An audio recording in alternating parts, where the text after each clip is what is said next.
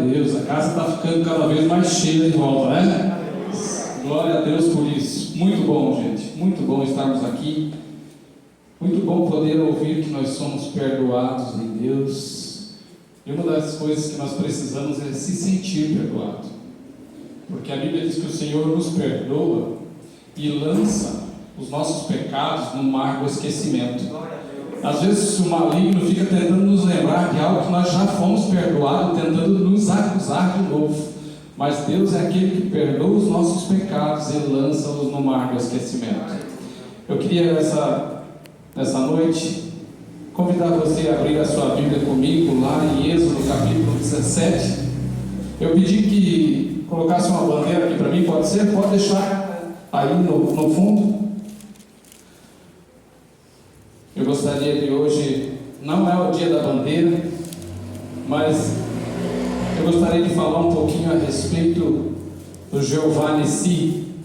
O Senhor é a nossa bandeira, amém? Diz lá em Êxodo capítulo 17, versículo 15. Se você tem na sua Bíblia aí, se você não tem, acompanhe a leitura. Diz assim o texto: E Moisés edificou um altar ao Senhor, o qual chamou: O Senhor é a minha bandeira. E disse: Porquanto jurou o Senhor, haverá guerra do Senhor contra Amaleque de geração em geração. Amém?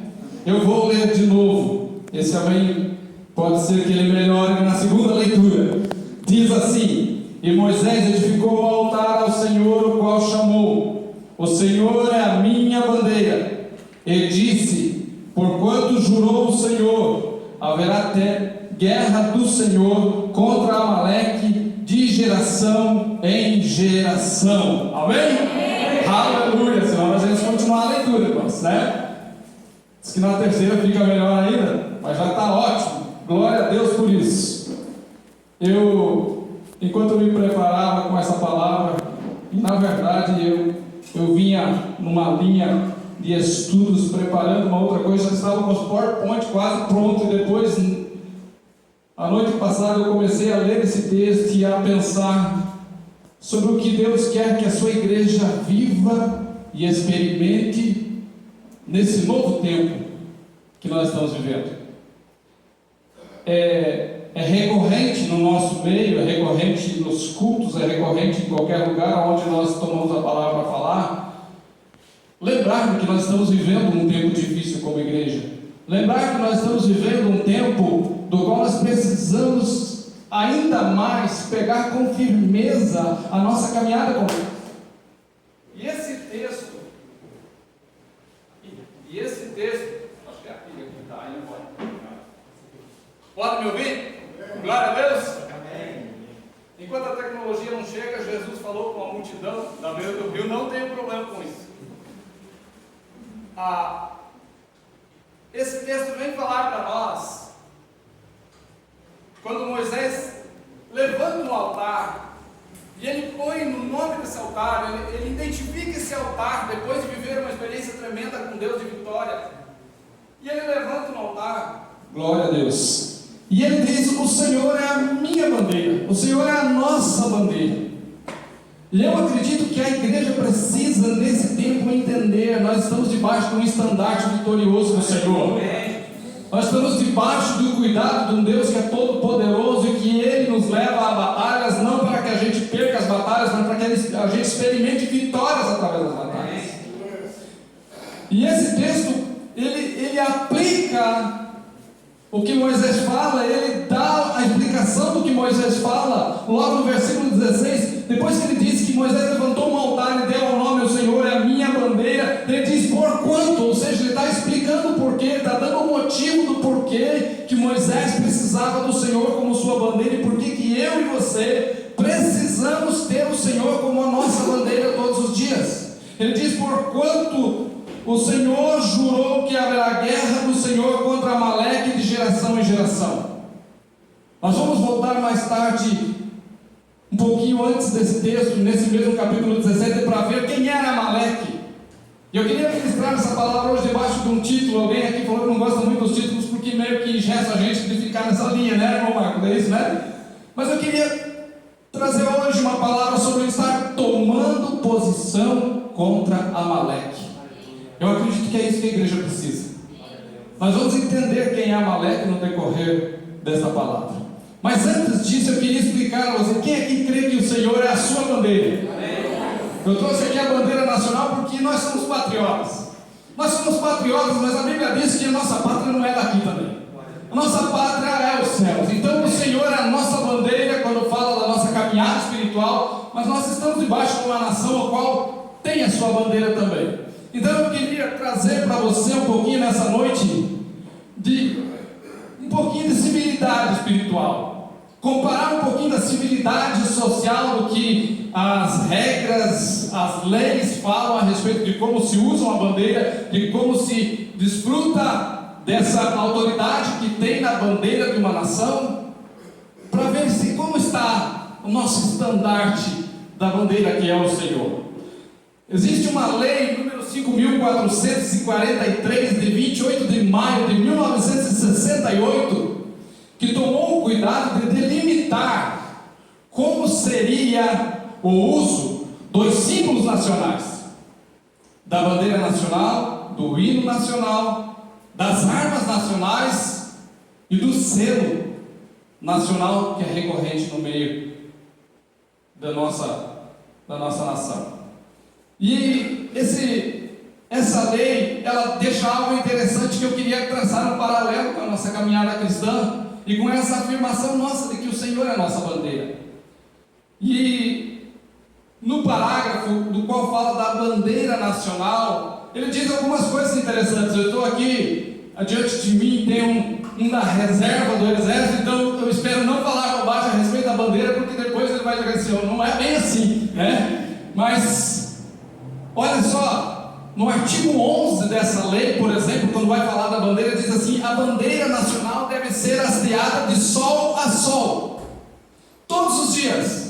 Nos lugares públicos aonde tem que ter a bandeira, é de sol a sol, a bandeira tem que estar lá. E olha só, diz assim: e sendo permitido o uso à noite, uma vez que se ache convenientemente iluminada. Ela pode ser usada à noite, mas desde que ela não fique lá escondida, sem luz, sem foco, sem ter algo que mostre que tem uma bandeira representando aquele órgão público. E eu quero dizer a mim e a você, esse Senhor que é a nossa bandeira, ele tem que estar hasteado no ponto mais alto da nossa vida, todos os dias da nossa caminhada cristã, de sol a sol. O artigo 13 é ainda mais interessante, porque ele fala assim: em todos os estabelecimentos de qualquer ramo ou grau de ensino público ou particular, será obrigatório o hasteamento da bandeira nacional nos dias de festa, de luto nacional, e ainda pelo menos uma vez por semana. Lembra da época que a gente cantava o hino nacional nas escolas? Estava lembrando com a minha esposa. Era uma honra ser escolhido pela professora para ir durante o momento de cantar o hino, ser aquele que ia lá fazer subir a bandeira no máximo. E daí tinha que ser alguém que não fosse tão apressadinho, porque a bandeira tinha que começar a subir no início do hino e chegar lá quando estivesse encerrando o hino. Mas aquilo era uma honra. Quando era escolhido, parece que quase havia uma disputa para ser alguém que ia lá hastear a bandeira enquanto se cantava o hino. Mas olha só o que ele diz lá, ó: o hasteamento, salvo por motivo de força maior, far-se-á sempre como solenidade. Havia algo solene em olhar para aquela bandeira e dizer: eu represento essa bandeira, ela representa a minha nação. E eu quero dizer para você, esse aqui é um momento solene, do qual o Senhor é glorificado, do qual o Senhor é exaltado. Quando você saiu da sua casa, quando você separou um tempinho hoje para vir neste lugar, eu quero dizer para você, você está glorificando a Deus só com o passo de fé que você deu, de separar um tempinho ao Senhor. E olha só, ele continua dizendo ainda: serão os estabelecimentos de ensinos obrigados a manterem a bandeira nacional em lugar de honra, quando esta não esteja hasteada. Olha que interessante. Que lugar o Senhor ocupa na nossa vida, no nosso coração durante os dias? Que lugar o Senhor ocupa na nossa caminhada cristã? Quando que nós lembramos dele? É de manhã, obrigado Senhor pelo café; na hora do almoço, obrigado Senhor pelo almoço; à noite, obrigado Senhor pelo dia. Ele diz: a bandeira, se ela não estiver hasteada, ela que ocupa O artigo 14 é ainda mais interessante, porque ela diz assim: será a bandeira nacional hasteada diariamente. Ou seja, todos os órgãos públicos, a Casa do Presidente, a Assembleia Legislativa, as prefeituras, aonde há um órgão que tem que ter uma representatividade na nossa nação, a bandeira tem que estar lá diariamente. E há na lei uma chamada ao povo a ter um patriotismo para com a bandeira. Lembra do hino da independência? Tem uma frase que diz assim: ou deixar a pátria livre ou... Olha só, o Senhor já libertou eu e você. Nós não precisamos morrer por o Senhor, Ele já morreu, mas Ele não chama eu e você a morrer por Ele, mas a viver por Ele. Ele chama eu e você agora não mais a morrer por Ele, porque Ele já fez isso por mim e por você, mas Ele chama eu e você a viver por Ele como nossa bandeira. Agora veja só, segue aqui ainda, nós vamos lá no texto depois, isso aqui é só a introdução. No artigo 17, e esse artigo 17, ele dá uma página, só os parágrafos desse artigo, sobre o uso da bandeira, como fazer o uso dela, e algumas coisas ele coloca ali. Por exemplo, o destaque da bandeira quando se fosse fazer um desfile ou uma procissão. Ele diz lá na lei que caso fosse fazer um desfile, uma procissão, a palavra que usa lá é, como é que é? Préstito. Já viu essa palavra aí? Préstito. Fala de uma condução pública, uma caminhada pública num lugar público, levando a bandeira. E ele diz o seguinte: se nessa caminhada, se nesse desfile tiver uma outra bandeira para desfilar junto, a bandeira nacional tem que ir 2 metros adiante da outra que está no meio da procissão. Sabe o que isso quer dizer para mim, para você como cristão? Antes, quando você for falar de Jesus para alguém, antes de chegar a bandeira da igreja, eu sou da igreja tal, que chegue o Senhor. Antes de você chegar e falar, eu sou do ministério tal, que chegue o Senhor, que sempre chegue o Senhor na frente aonde você estiver indo para levar a palavra do Senhor. Não deixe nunca que o Senhor fique para trás e você diz assim: ó, eu sou do ministério do pastor fulano de tal, eu sou do ministério da igreja tal. Não, diga: eu sou de Jesus Cristo, Ele mudou a minha vida, eu caminho sim no lugar onde eu sou abençoado, eu tenho uma casa de oração onde eu participo, mas antes de chegar a bandeira do ministério tal, que chegue a bandeira do Senhor. Eu sirvo ao Senhor dos exércitos. Nessa nossa caminhada, quantas vezes eu vejo pessoas brigando por ministérios, mas não dão um passo por Jesus, disputando a bandeira de ministérios, mas não fazem nada para que o nome de Deus seja glorificado. Irmãos, lá no céu não haverá placa. Lá no céu, se placa fosse tão importante, já falaram muitas vezes, ela não ficaria do lado de fora, ficaria do lado de dentro. Mas lá no céu, quando nós chegarmos lá, o Senhor estará lá para nos receber. O Senhor estará lá. Então toda vez que você for fazer algo na sua caminhada cristã, toda vez que você for falar de Jesus, antes de você falar: olha, eu vim falar aqui com você porque eu sou da igreja tal, não, eu vim falar com você porque Deus mudou a minha vida.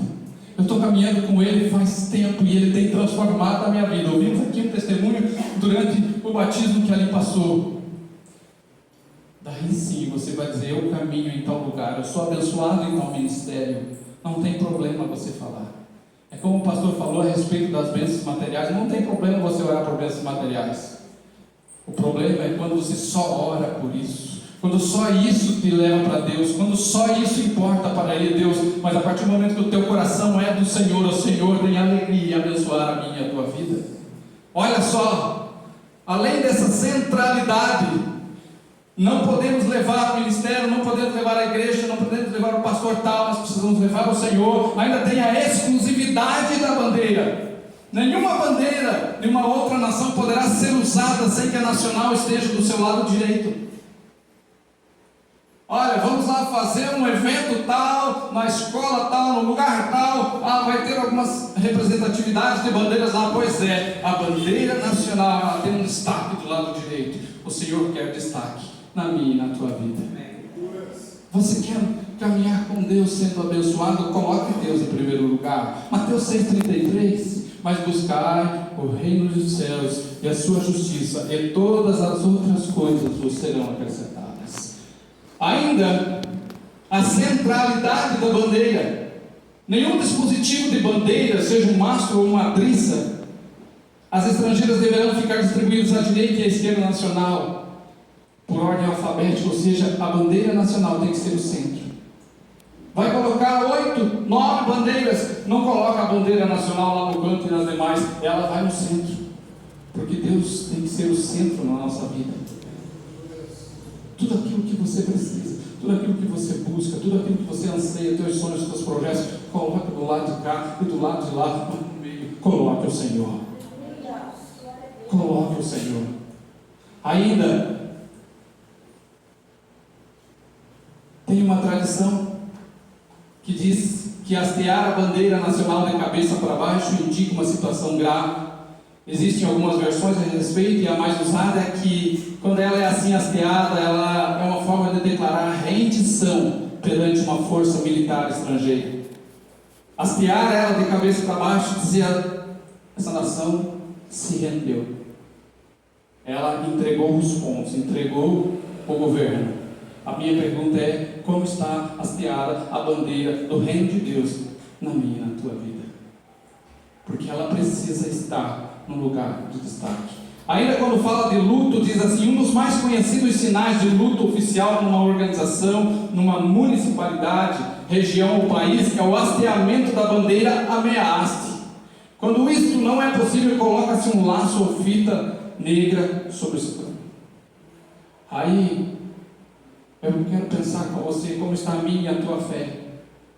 Se fosse comparar aquela bandeira que começou durante o início do hino até o final do hino, a subir na haste, aonde está a bandeira na tua fé? Ela está lá em cima, flamulando, onde o vento mostra, ou ela está a meia haste, como aquelas bandeiras que anunciavam o luto?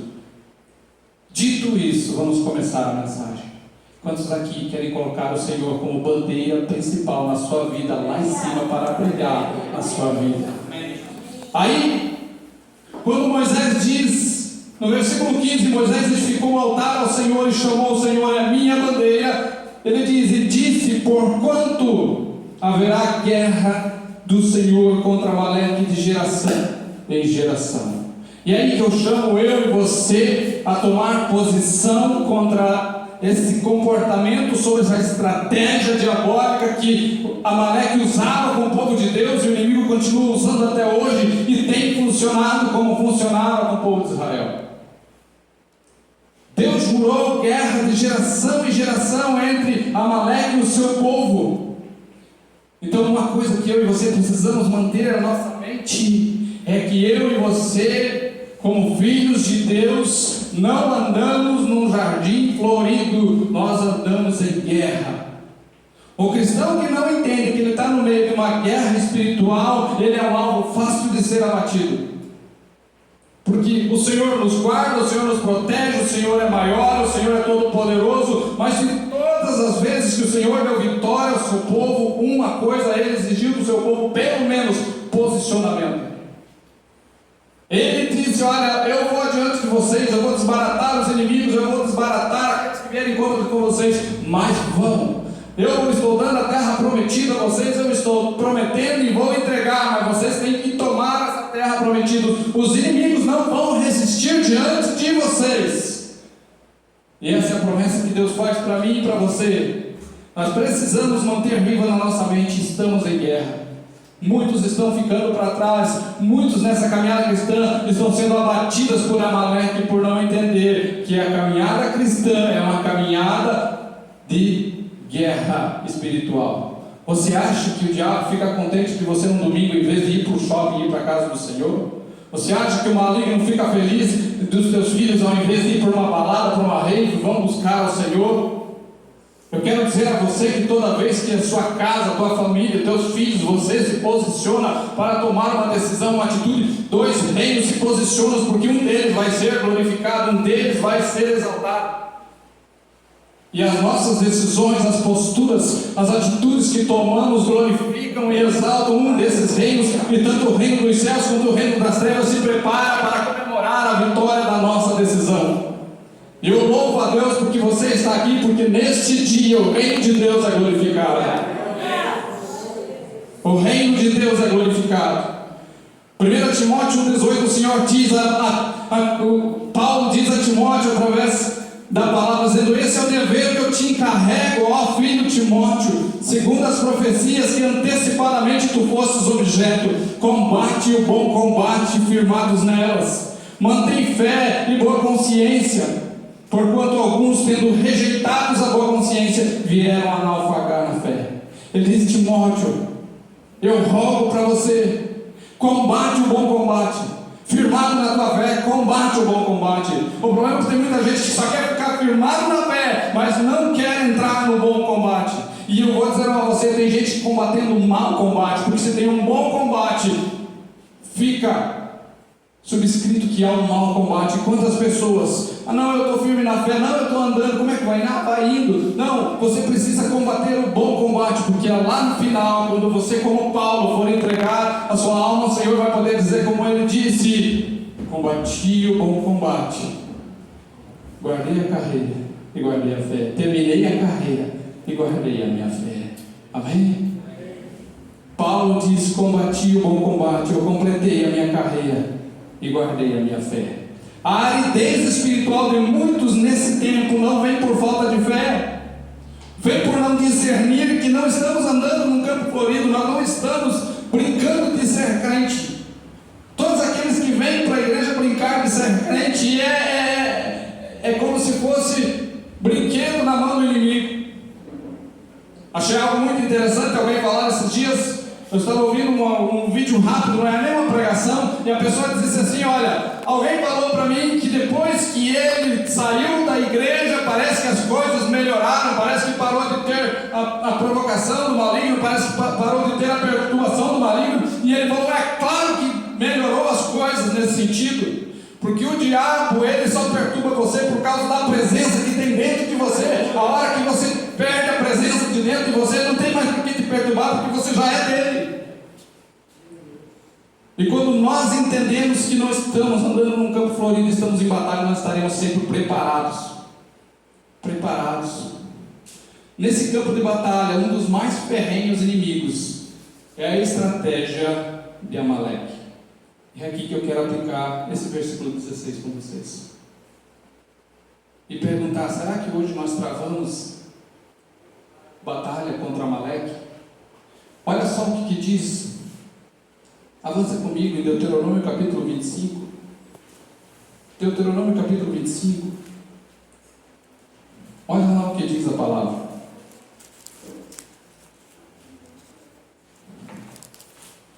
Lembre-se que o Senhor está dizendo: vai haver guerra de geração em geração do Senhor contra Amaleque. E diz esse texto de Deuteronômio capítulo 25, verso 17 a 19, o Senhor está falando para ser destruído Amaleque, e diz assim: lembra-te de que o que te fez Amaleque no caminho. O Senhor está falando desse episódio que nós lemos lá de Gênesis 17.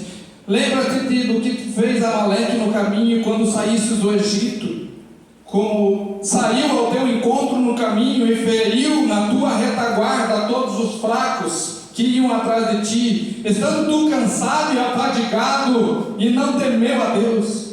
Será, pois, que quando o Senhor teu Deus te tiver dado repouso em todos os teus inimigos em redor, na terra que o Senhor teu Deus te dá por herança para possuí-los, então apagarás a memória de Amaleque de debaixo do céu. Não te esqueças.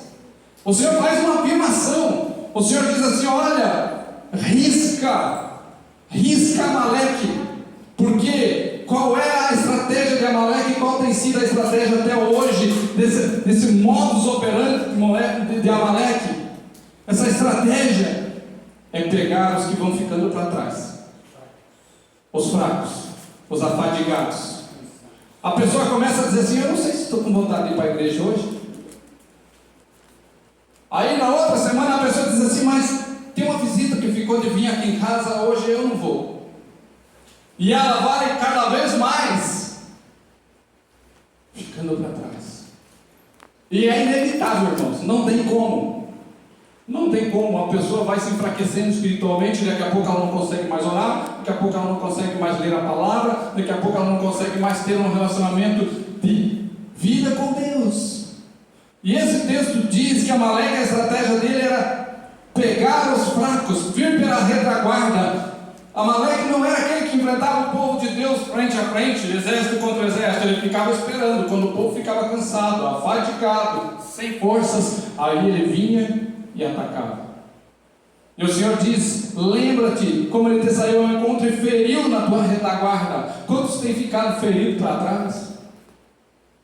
Se pegarmos, eu não sei se tinha nesse vídeo aqui, mas se pegarmos vídeos de 3, 2, 3, 4 anos atrás do batismo, você vai ver que pessoas que desceram cheias de fogo, cheias da vontade de servir a Deus, desceram as águas. Se você for ver hoje, onde estão eles? Cadê esse povo que estava todo motivado e empolgado?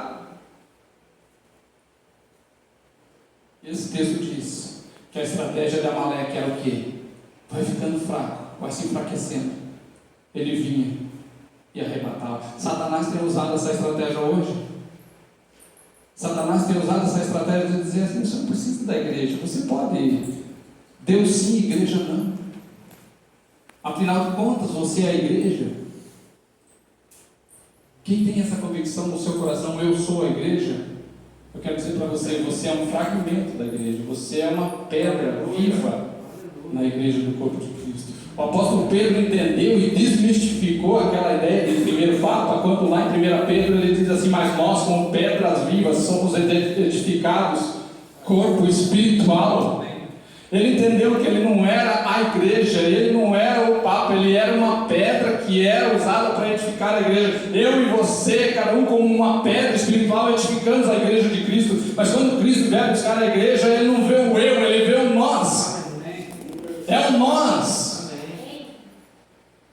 E quando a pessoa começa a se afastar, e ela vai se afastando, ela cai nessa estratégia de Amaleque, de ir ficando para trás. E Amaleque é covarde na batalha, ele ataca o fraco. Porque bem, pensa numa estratégia para tentar tirar da igreja alguém que está orando, alguém que está avivado, alguém que está buscando o Senhor, está lendo a palavra, está intenso com Deus. Você acha que ele vai? É claro que não. Você que é torcedor aí de futebol, quando você pensa no seu time pegando e sendo sorteado para uma rodada no campeonato, você pensa pegando o melhor time do campeonato ou o pior? E é essa estratégia da Amaleque. Ele vinha, e não é uma pessoa, não é um lugar, não é uma nação, é uma forma de trabalho que o maligno usa. As pessoas irem desanimando. Quantas pessoas que você já viu aqui animadas demais, e você vai falar com elas hoje e diz: eu estou desanimado. Hebreus capítulo 10 diz assim: mas o justo viverá pela fé. Todavia, nós devemos andar com um jeito. Ele diz que não podemos retroceder, porque aquele que retroceder, Deus não tem prazer nele. Aí o escritor de Hebreus diz: mas nós não somos daqueles que retrocedem. Eu espero que você diga na tua fé: eu não sou daqueles que retrocedem, eu sou daquele que caminha firme para alcançar a minha salvação. Nós precisamos, irmãos, abrir os olhos de muitos que estão sendo abatidos por Amaleque lá fora e não se dão conta. Está tudo bem, pastor. Pastor, faz um ano que ele aparece na igreja e pergunta: está tudo bem? Está tudo bem, pastor. Não está, irmão, não está. Se tem uma coisa que nós somos campeões, e a pandemia só fez a gente usar do lado de fora algo que muitas vezes a gente usa do lado de dentro, que é essa coisinha aí que está tapando a sua boca, que é a máscara. A gente é campeão para mascarar, mas com Deus não tem como. A gente mascara com o pastor, a gente mascara com a esposa, com o vizinho, com o patrão, com as pessoas que estão à nossa volta, mas Deus que conhece tudo. Não tem como fazer isso. Não tem como fazer isso. E eu quero mostrar para você duas investidas de Amaleque, duas formas que Deus deu vitória ao seu povo e duas formas que Deus quer dar vitória a mim e a você.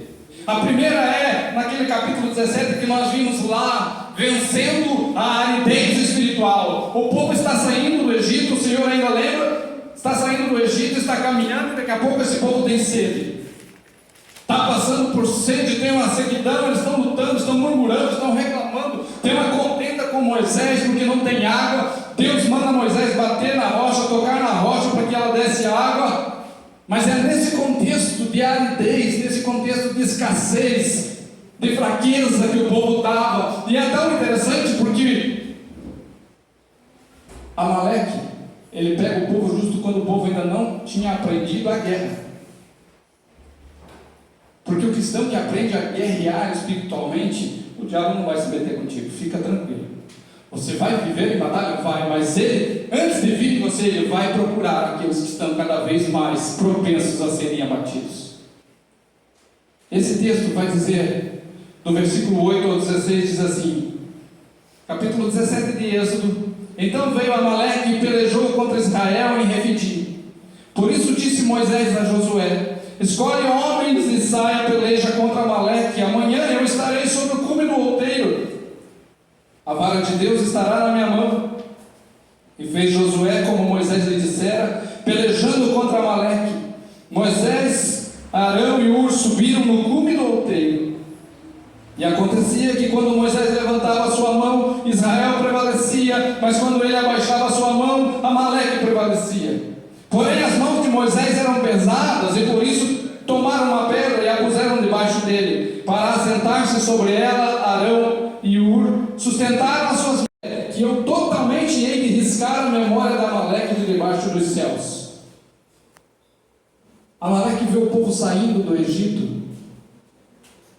A Bíblia vai dizer em Êxodo 13:17, que quando Faraó deixou o povo ir, Deus não conduziu o povo direto à sua terra prometida, porque eles iam enfrentar uma guerra logo na frente. E a Bíblia diz lá em Êxodo 13:17, ora, quando Faraó deixou o povo ir, Deus não o conduziu pelo caminho da terra dos filisteus, se bem que fosse mais perto. Deus olhou assim e falou: olha, o povo se sair daqui do Egito e seguir esse caminho aqui, ele vai chegar mais rápido, mas tem um problema, ele vai enfrentar a guerra já logo ali. E esse texto diz assim: para que porventura o povo não se arrependa vendo a guerra e volte para o Egito. Havia uma preocupação de Deus que o povo começasse a caminhar e começasse a andar com Deus e a ter experiência com Deus, para ir se fortalecendo espiritualmente. É isso que nós esperamos daqueles que descem as águas, é isso que a igreja espera, que Cristo espera daqueles que vão descendo as águas, vão caminhando com Deus, que eles vão caminhando e se fortalecendo. Por que as pessoas dizem, mas quando me converti era só glória, fogo, pulo e grito e coca litro, como disse alguém um dia? Mas daí, como eu comecei a caminhar com Deus, daqui a pouco começaram a vir as batalhas, começaram a vir as lutas. Sabe por quê? O Senhor olhou para você e disse: olha, já está na hora de começar a experimentar uma batalhazinha aí. Já está na hora de começar a treinar os bíceps espirituais dessa pessoa. E a pessoa começa a enfrentar umas lutas e ela não é capaz de discernir que o que Deus está fazendo é treinando-a para ela ficar cada vez mais forte no Senhor. Quando o povo chega, Amaleque olha, eles estão com sede, estão afadigados, estão cansados, e pior, não sabem lutar. E é aí que eu quero colocar para você uma das formas de vencer essa estratégia de Amaleque. Irmão, está difícil? Continue. Está cansado? Continue. Está sem vontade de vir para a igreja? Venha sem vontade mesmo. Está sem vontade de orar? Ore sem vontade mesmo, porque vontade a nossa carne não tem nunca. A Bíblia diz que da carne nada se aproveita.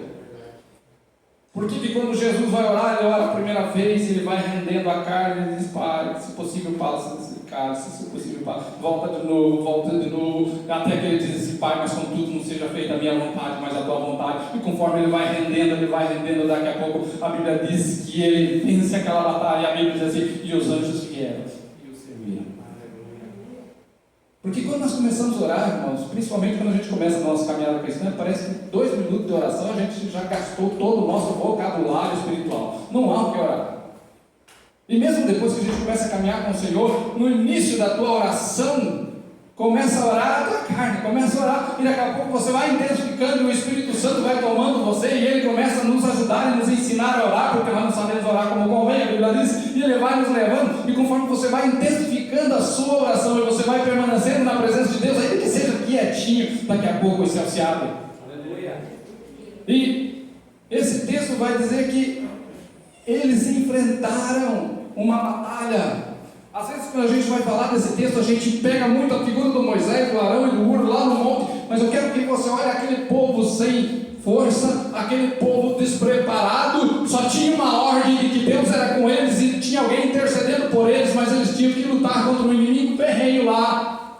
E a Bíblia diz que quando eles obedeceram, pelejaram, tinha uma intercessão sobre a vida deles. A Bíblia dizia, eles desbarataram Amaleque.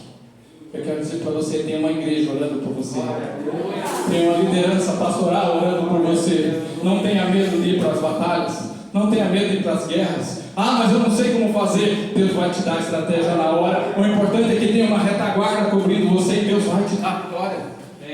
Deus vai te dar vitória. Então, essa aridez pode ser vencida como? Enfrentando.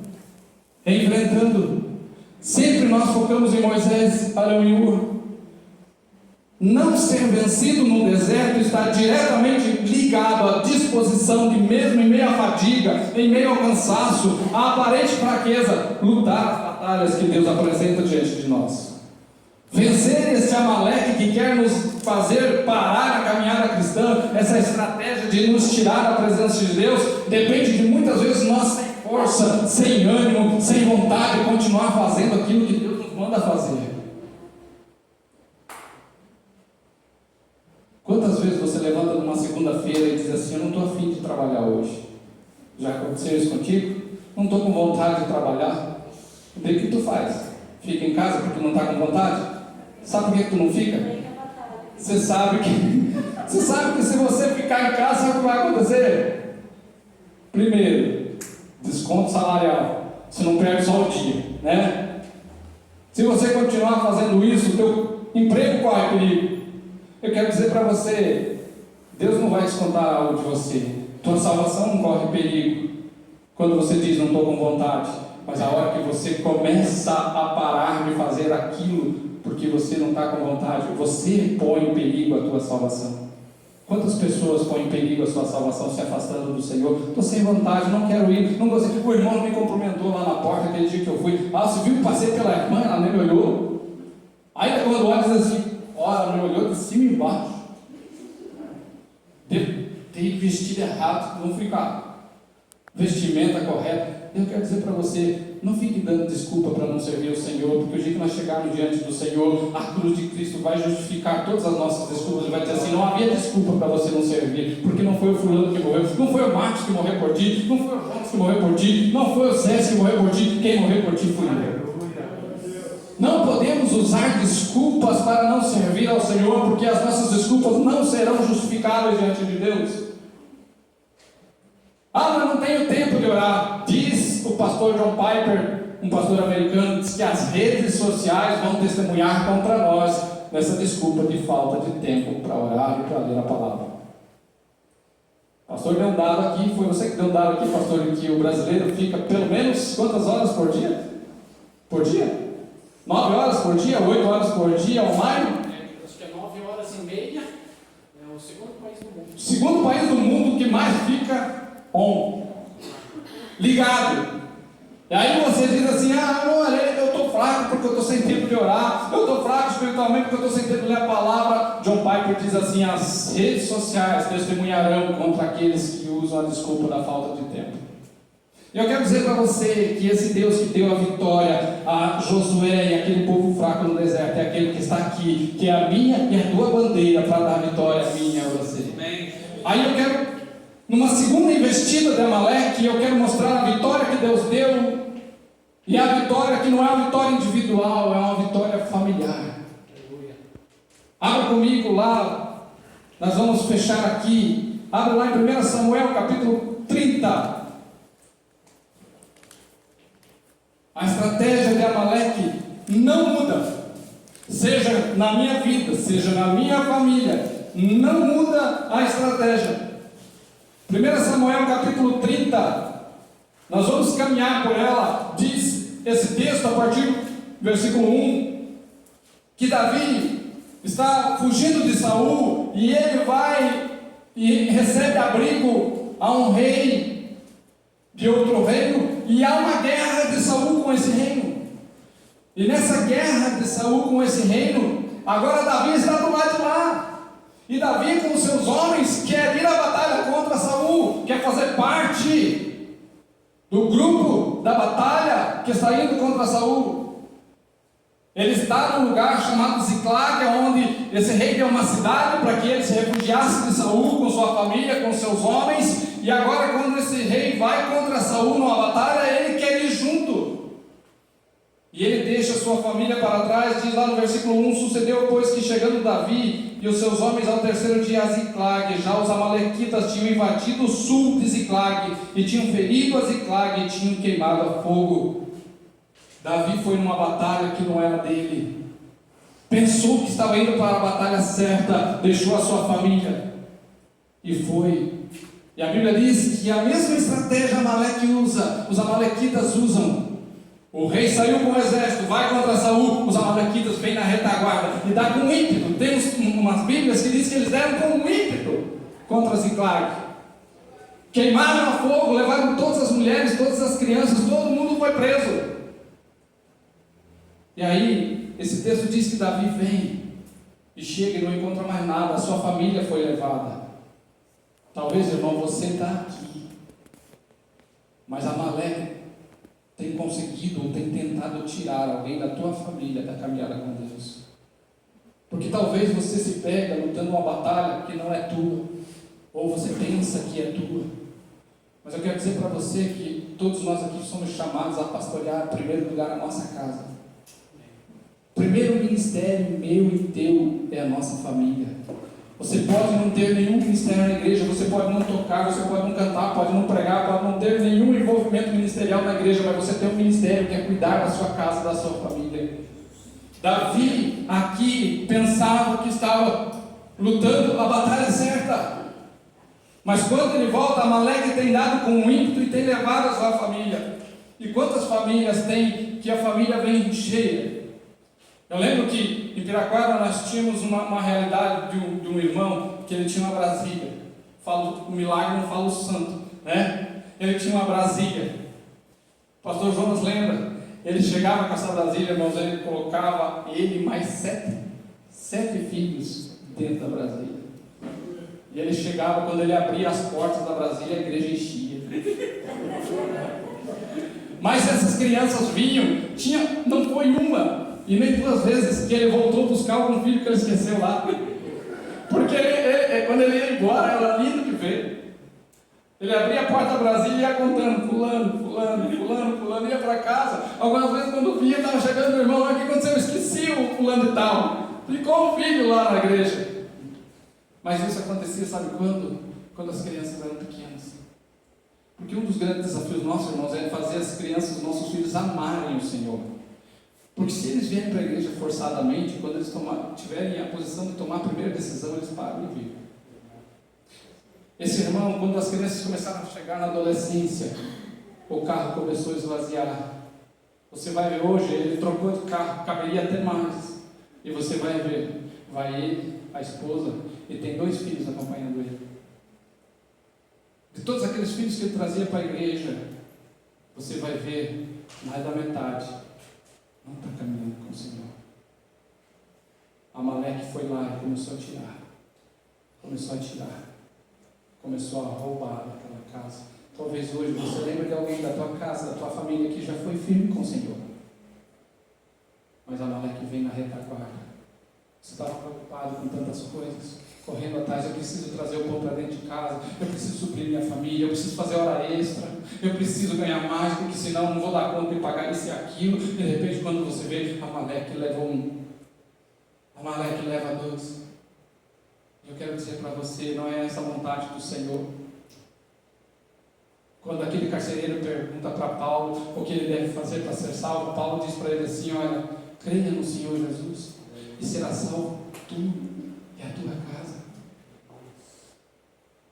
Não é uma promessa automática, irmão, porque o fato de você crer no Senhor não quer dizer que os teus filhos vão crer automaticamente, mas quer dizer que enquanto você estiver envolvido 100% com o Senhor e teu coração for do Senhor, e você se preocupar com aquilo que é realmente importante na sua casa, os seus filhos vão continuar com você. Olha, Davi diz ali no versículo 4 que ele chegou e começou a lamentar, começaram a chorar até não ter mais forças, porque a família não estava ali. Irmãos, talvez o que nos falte nesse nosso tempo é marejar mais nossos olhos para os nossos filhos que não estão na presença de Deus. Ah, mas tudo bem, eles fazem as escolhas deles, são livres para escolher. Não, irmãos, nós precisamos chorar pelos nossos filhos que não querem caminhar pelo Senhor. Não se conformar, não, está tudo bem. Afinal de contas, cada um vai dar conta de si. Não, irmãos, nós precisamos continuar dizendo: Deus, o Senhor tem uma promessa sobre a vida dessa pessoa. Um desses filhos, uma vez nós fomos num culto lá em Piracara, eu fui pregar na inauguração de uma igreja que tinha lá, e uma pessoa veio e deu uma palavra sobre esse moço, falando assim: você vai ser um missionário. Nem conhecia. Veio e deu uma palavra sobre a vida. Vem cá, tem alguém com esse nome aqui nesse lugar, chamou pelo nome. Vem aqui, Deus está me mostrando que você vai ser um missionário de Deus. Agora, você receber uma profecia e uma palavra significa que ela vai acontecer? Se você se posicionar e andar por ela, sim. Agora, se você não se posicionar, está cheio de gente com profecia na sua vida que foi sepultada. Os cemitérios estão cheios de gente que receberam profecias, mas não se posicionaram com Deus e morreram sem viver e ver a promessa de Deus sobre a sua vida. Quero dizer a você: chore, lamente pelos seus filhos, ore por eles, não desista deles. A Bíblia diz que Davi lamentou, Davi e os seus homens choraram até não ter mais força, mas daí, depois de eles se angustiarem, diz a palavra que ele se angustiou porque os homens falaram: Davi nos levou para a batalha errada, deixamos a família desprotegida, Davi é o culpado. E a Bíblia diz que eles falavam de apedrejar Davi. Agora, Davi, diz a palavra que depois que ele chorou até não ter mais força pela sua casa que não estava mais ali, Amaleque tinha levado, Amalequitas tinha levado, a Bíblia diz: mas ele se reanimou no Senhor. Talvez você olhe, está faltando alguém aqui, gostaria de ter alguém aqui com você, tem alguém que você lembra que já caminhou com o Senhor, lamente por ela, ore por ela, fale como Paulo falou. Paulo olha para a igreja de Colossos e diz assim: meus filhinhos, os quais eu sinto dor de parto até ver Cristo foi firmado e formado em vós. Ele diz assim: eu gerei vocês, eu evangelizei, eu ensinei a palavra, mas eu vou continuar até que Cristo seja formado em vós. Davi se reanimou no Senhor. Quero dizer para você que tem um agente reanimador de famílias, o Espírito Santo. Quando nós dizemos: Deus, eu não me conformo com essa situação, o Espírito Santo vem e nos reanima a continuar batalhando pela nossa casa. Ele nos reanima. O Senhor vem e nos reanima. Diz o versículo 6, olha lá comigo: e Davi muito se angustiou porque o povo falava em apedrejá-lo, porque a alma de todo o povo estava em amargura, cada um por causa dos seus filhos e das suas filhas. Todavia Davi se fortaleceu, se reanimou no Senhor. Agora olha só, detectou que o Amaleque levou, detectou que foi tirado, detectou. Agora a Bíblia diz que Davi vai e consulta o Senhor. Davi vai e consulta o Senhor. Versículo 7 e 8 diz assim: e disse Davi a Abiatar, sacerdote, filho de Aimeleque: trazei-me, peço aqui, o éfode. E Abiatar trouxe a Davi. Então consultou Davi o Senhor, dizendo: perseguirei eu esta tropa? Alcançá-la-ei? Ele disse: persegue-a, porque de certo a alcançará e tudo libertará. Davi chega para o Senhor e diz: Senhor, o que eu faço, Senhor? Como é que eu hasteio a minha maneira de luto, de derrota? Entrego os pontos? Devo eu continuar? Vira a minha bandeira de ponta cabeça como sinal de luto, de entrega, de rendição, que eu perdi a batalha? Devo eu entregar os pontos? Ainda dá tempo, Senhor, de reverter esse placar? Os meninos aí que entendem de futebol sabem disso. O futebol ele é uma incógnita, porque está lá os 45 minutos do segundo tempo, e se estiver faltando um pouquinho, um gol era ali, quando você pensa, virou-se o placar. Eu quero dizer para você que Deus é especialista em virar o placar quando o diabo pensa que já ganhou na minha e na tua casa. Ele é especialista em virar o placar. Ele diz: Senhor, vai dar tempo, eu posso crer que ainda tem vitória, minha casa vai voltar. Deus diz assim: vai. Aleluia. Vai, porque você vai libertar todos eles. Eu quero que você receba essa palavra sobre a tua casa, sobre a tua família. Vai, porque Deus vai te dar a vitória sobre todos eles. Deus vai te dar a vitória. Deus garante a restituição. Deus diz, você vai alcançar eles e você vai libertá-los. Aí Davi se posiciona. Diz o texto lá no versículo 9: partiu, pois, Davi, ele e os 600 homens. Eles estavam cansados de viagem, tanto que você olha, quando você segue lendo o texto, a Bíblia diz que eles vão até uma altura, agora 200 não aguenta. Desses 600 homens que começam a caminhar com Davi para resgatar as famílias, 200 ficam para trás porque eles estão tão apatigados e cansados que ele não consegue continuar para ir. Vai Davi com 400. Mas a Bíblia é tão interessante que a Bíblia diz que eles vão para a batalha em busca daquilo que foi perdido.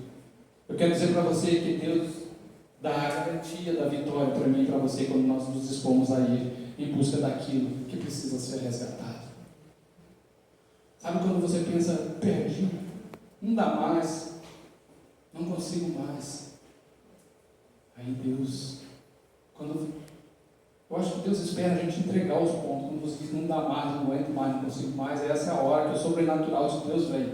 Enquanto a gente fica esperneando em alguém, igual alguém que está se afogando, se debatendo, Deus deixa a gente se debater, é a hora que você diz assim, não aguento mais, Senhor, não dá mais. Aí Deus vem e nos dá a vitória. Agora olha o versículo 16, o que diz? Porque ele encontra no meio do caminho um moço que foi deixado para trás pelos amalequitas, justamente porque estava doente, afadigado, e esse moço, depois de ser alimentado, guia Davi até o acampamento dos inimigos. E olha o que diz o versículo 16: e descendo os guiou, e eis que estavam espalhados sobre a face de toda a terra, comendo e bebendo e dançando por todo aquele grande despojo que tomaram da terra dos filisteus e de Judá. Eu quero dizer uma coisa para você, irmão, nós precisamos nós andar em festa pela nossa casa, amém? Porque o inimigo também muitas vezes faz festa sobre a nossa casa. O inimigo faz festa sobre o nosso casamento, muitas vezes quando a gente se deixa ser vencido. O inimigo faz festa sobre as derrotas que a gente entrega e não quer mais lutar, não quer mais saber, aquilo que a gente, os planos, os sonhos que a gente abandona, o inimigo também faz festa. A Bíblia diz que há festa nos céus por um pecador que se arrepende, mas quero dizer para você, o inimigo também festeja quando ele toma despojo do reino de Deus e consegue abater alguns. Esse texto diz que eles estavam festejando. A pergunta que eu faria para mim e para você hoje é: a minha e a tua casa está gerando festa onde? Quem está festejando pela minha e a tua família? É o inimigo, pela quantidade que ele tem conseguido abater e tirar de nós, tem conseguido impedir de caminhar com Cristo, impedir de andar com Deus? Ou é o reino de Deus que vê a nossa família se fortalecendo cada vez mais e mais no Senhor? Aí, para fechar com você, versículo 17 diz assim: e feriu-os Davi desde o crepúsculo até a tarde do dia seguinte, nenhum deles escapou, senão os 400 moços que, montados sobre camelos, fugiram. Feriu-os, pois, Davi do crepúsculo até o dia seguinte. Quando você entra em batalha, não entregue os betes logo de primeira. Não desista. Aqui a batalha foi intensa e longa. Intensa e longa.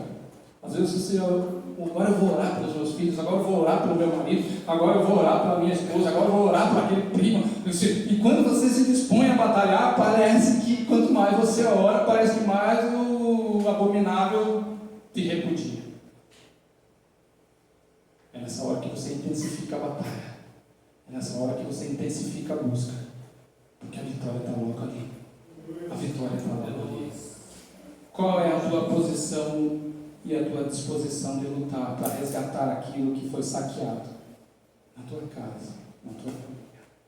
Qual é a tua disposição de se posicionar contra essa estratégia de Amaleque, esse modo de operar de Amaleque, de pegar os fracos e os afadigados? Eu quero convidar você a ficar em pé comigo, por favor.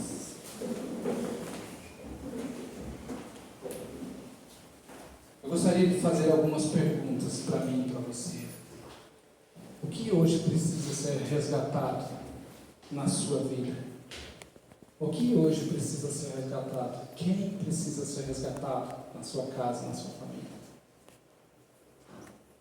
O que precisa ser resgatado na tua história de vida? Talvez você olhe para trás e diz assim: eu já fui um cristão, uma cristã fervorosa. Fui de oração, já fiz parte, algumas vezes dizem assim, o círculo de oração. Fiz parte do círculo de oração. Já estive envolvido com a obra. Fui desanimando, fui vendo isso e aquilo, ouvindo, deixando as vozes do mundo vir e soprar as coisas no meu ouvido, e eu fui desanimando. O que na tua caminhada com Deus nessa noite precisa ser resgatado e tirado da mão de Amaleque? Porque nós declaramos no início de que o Senhor é a nossa bandeira. E se Ele é a nossa bandeira, Ele, a nossa pátria é nossa.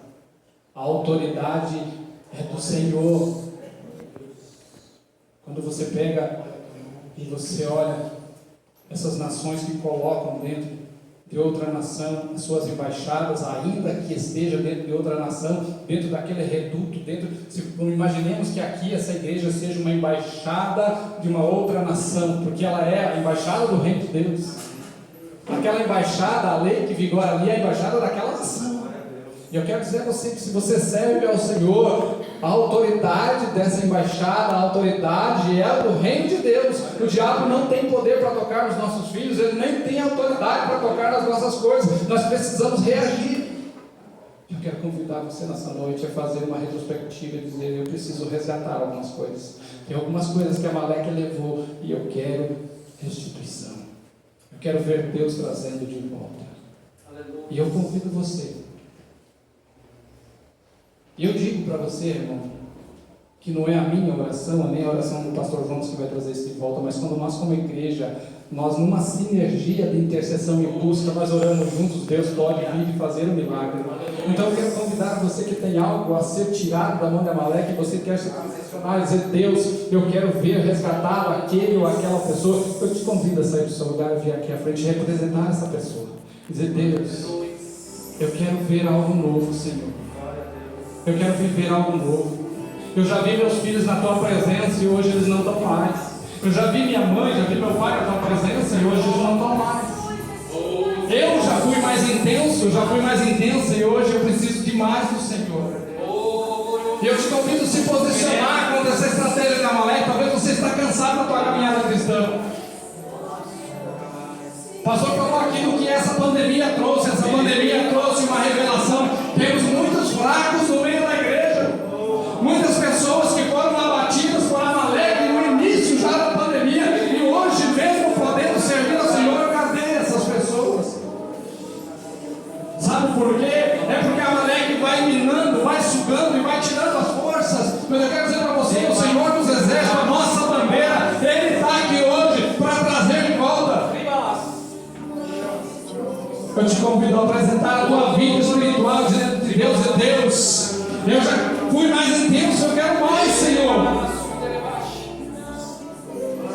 Tem alguém que você quer ver resgatado? Essa pessoa já ouviu falar do Senhor e você sabe que o inimigo está cada vez mais, assim como o Amaleque está minando essa pessoa. Eu quero te chamar, vem representar ela aqui. Quando você olha para a tua descendência, para a tua família, nosso Deus é um Deus que abençoa a descendência. O nosso Deus é um Deus que abençoa famílias. Deus é um Deus de família, o Deus de Abraão, o Deus de Isaac, o Deus de Jacó. E Ele quer abençoar a nossa casa, e Ele quer nos dar vitória, e Ele quer nos mostrar que Ele não quer nos salvar independente, individualmente, Ele quer alcançar a nossa casa. Você é um agente de Deus no meio da sua casa. Oh Deus, olha para a vida desses irmãos, Senhor. Olha para a vida desses irmãos, Senhor. Nós, como igreja, nós nos levantamos, Senhor, contra esse principado. Nós nos levantamos, Senhor, contra essa estratégia diabólica, Pai, de tentar tirar, minar as forças do teu povo. Eu quero declarar que a tua igreja vai andar, Senhor, triunfante, retumbante, Senhor. Será um tempo de força espiritual, um tempo de ânimo espiritual, um tempo de renovo, um tempo onde, Pai, com intensidade, nós vamos viver os teus milagres. Pai, as pessoas que estão sendo representadas aqui na frente, Senhor, nós oramos em pé.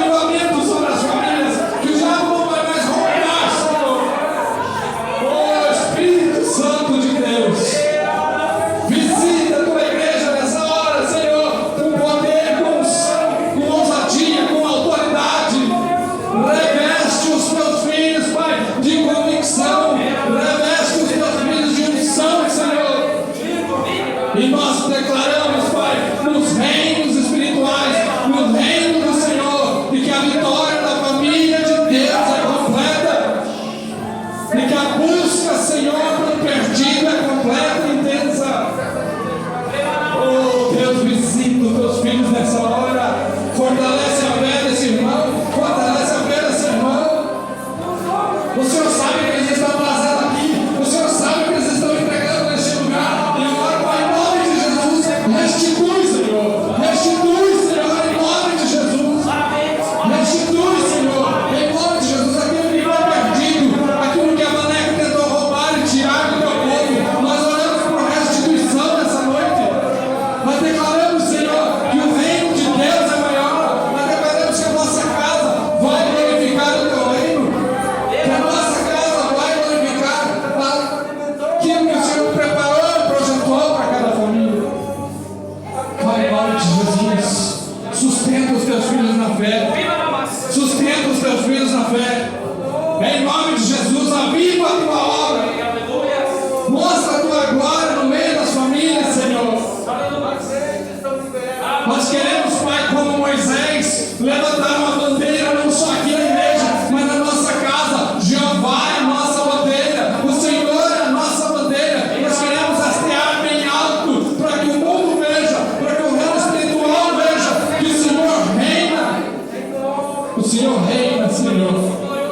Nós te entregamos esse tempo e nós confiamos, Pai, que assim como Josué com aqueles homens, Pai, mesmo fracos, assim como Josué com